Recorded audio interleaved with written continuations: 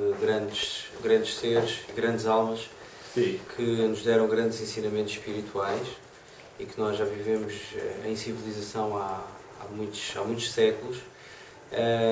Na opinião do Pedro, que fatores preponderantes na civilização que se foi sempre construído não permitiram hoje nós evoluirmos mais espiritualmente?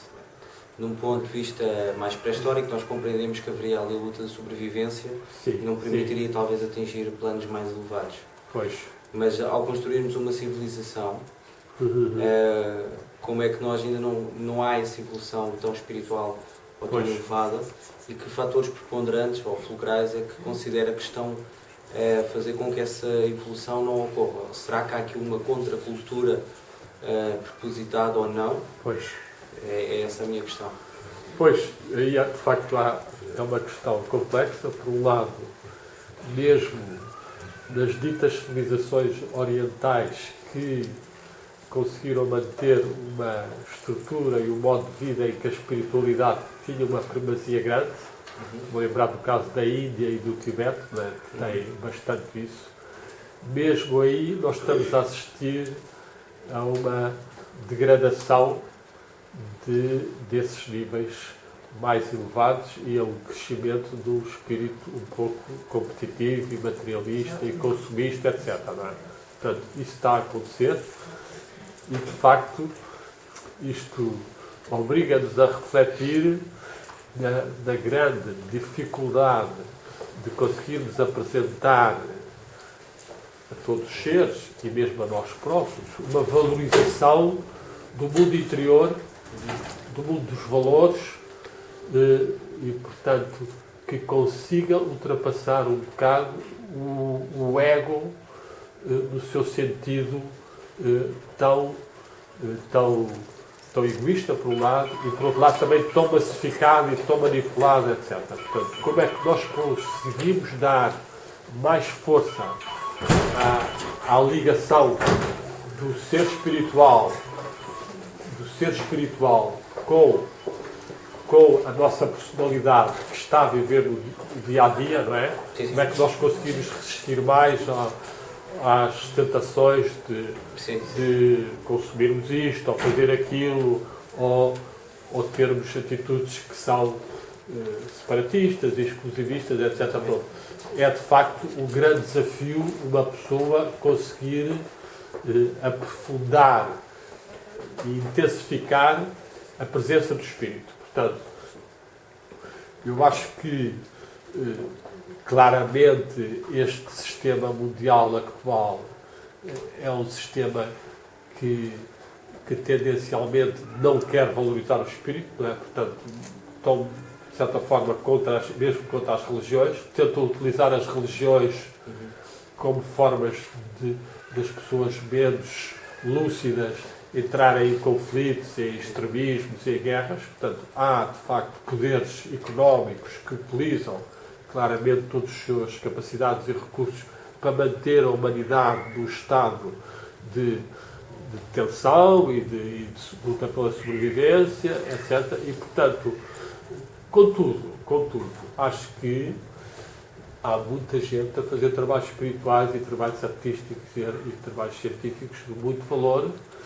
Só que, eu acho que esse também era um dos grandes desafios à humanidade, era que deveria haver umas verdadeiras Nações Unidas, compostas de escritores, de prémios Nobel da Paz, prémios Nobel da Ciência, e que aí verdadeiramente houvesse não só um aprofundamento dos vários temas e dos vários valores, como uma partilha educativa e com uma capacidade de deliberação e de influência no próprio conduzir dos destinos da humanidade, ao contrário destas Nações Unidas, que é uma nota total, completamente controlada por interesses de subjugação e interesses geralmente norte-americanos, como são eles que fabricam o dinheiro mundial, o dólar continua a ser, e eles fabricam o que querem, no fundo, conseguem, no fundo, comprar e corromper, no fundo. Tem a opinião que, portanto, neste caso, as Nações Unidas, como referiu, deveria ser um termómetro ou uma voz de consciência.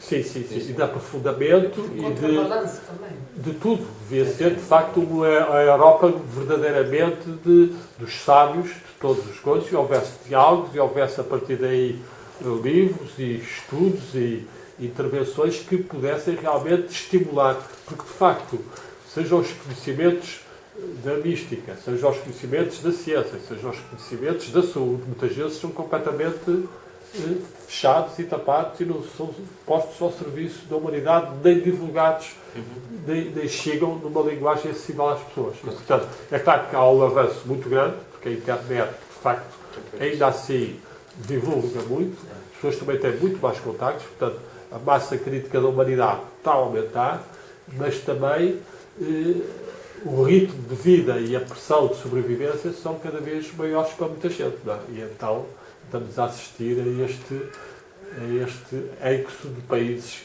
que emigram, aqui a juventude, por causa deste governo centralão que levou metade do dinheiro que chegou da Europa para fins particulares dos partidos e das pessoas, não é?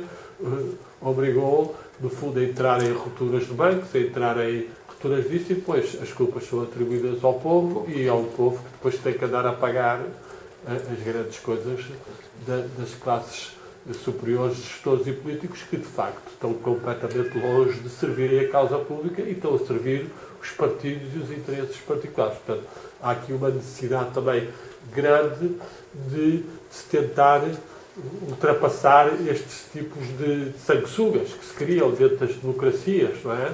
Caso dos Estados Unidos, ao fim destes anos todos, toda aquela violência, etc., é a Hillary Clinton e o Joe Bush que vão concorrendo do lado.